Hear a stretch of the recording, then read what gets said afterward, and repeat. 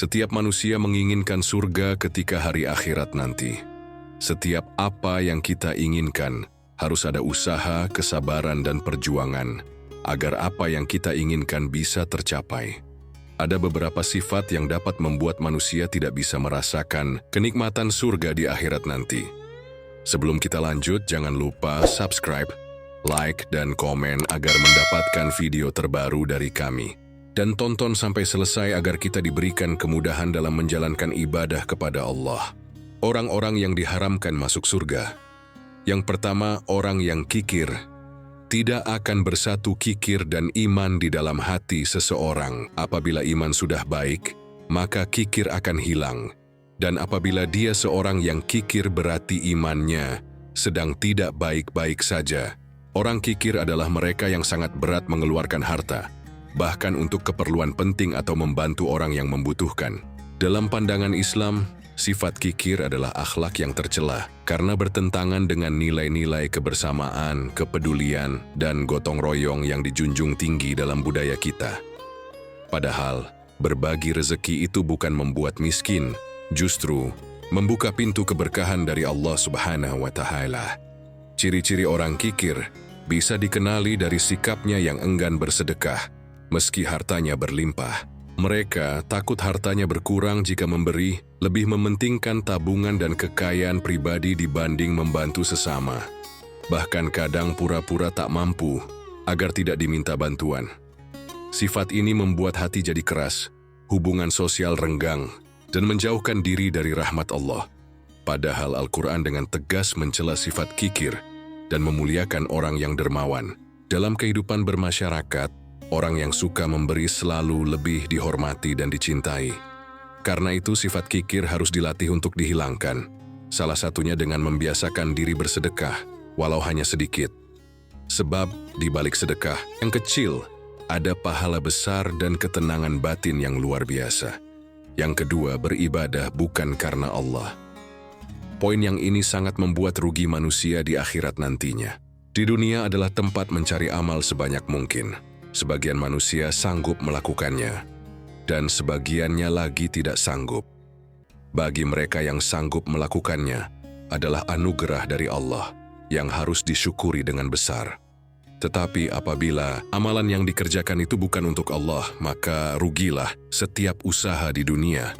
Hakikat ibadah dalam Islam adalah semata-mata untuk Allah, bukan untuk dipuji manusia, mencari perhatian, atau keuntungan duniawi. Jika ibadah dilakukan bukan karena Allah, maka ibadah itu bisa menjadi sia-sia. Bahkan berbahaya bagi pelakunya, ibadah yang dikerjakan hanya untuk mendapatkan pujian dari manusia. Ingin dimuliakan oleh banyak orang, seperti seseorang melaksanakan salat dengan khusyuk hanya ketika dilihat orang lain, atau bersedekah supaya dianggap sebagai orang yang dermawan, atau beribadah karena ingin sesuatu untuk memperbaiki kehidupan di dunia. Jadi, penting bagi kita untuk meluruskan niat sebelum, saat, dan setelah beribadah. Tanyakan pada diri sendiri, apakah ini sungguh karena Allah, atau hanya ingin mendapatkan pujian? Yang ketiga, mengadu domba. Mengadu domba atau dalam istilah Arab disebut namimah adalah perbuatan menyampaikan ucapan seseorang kepada orang lain dengan tujuan memecah belah, menimbulkan konflik, atau memperkeruh hubungan antar sesama. Ini termasuk dosa besar dalam Islam karena merusak ukhuwah persaudaraan, menimbulkan kebencian, dan menciptakan fitnah di tengah masyarakat. Rasulullah SAW bersabda, tidak akan masuk surga orang yang suka mengadu domba. Perbuatan ini sangat dibenci oleh Allah karena pelakunya berperan seperti penyulut api dalam damainya hubungan orang lain. Ia sengaja menambah bumbu pada cerita, menghasut, dan menyebarkan ucapan yang belum tentu benar, hanya demi menciptakan perpecahan atau mencari perhatian. Allah berfirman dalam surah Al-Hujurat ayat 12, "Wahai orang-orang yang beriman, jauhilah banyak prasangka, sesungguhnya sebagian prasangka itu dosa. Janganlah mencari-cari kesalahan orang lain, dan janganlah ada di antara kamu yang menggunjing sebagian yang lain."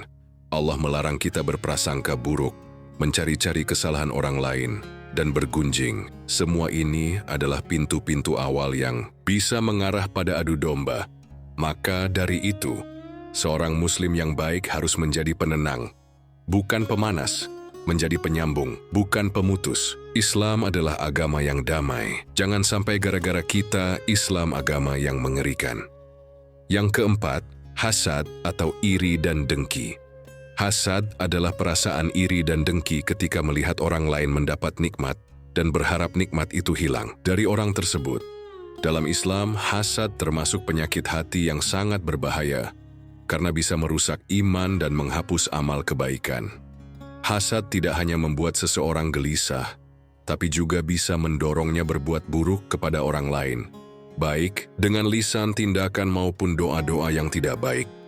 Padahal, nikmat yang dimiliki orang lain adalah ketetapan dari Allah dan seharusnya disyukuri, bukan dibenci. Untuk menghindari hasad, Islam mengajarkan agar kita memperbanyak syukur, mendoakan kebaikan untuk orang lain, dan menyadari bahwa rezeki sudah diatur dengan adil oleh Allah.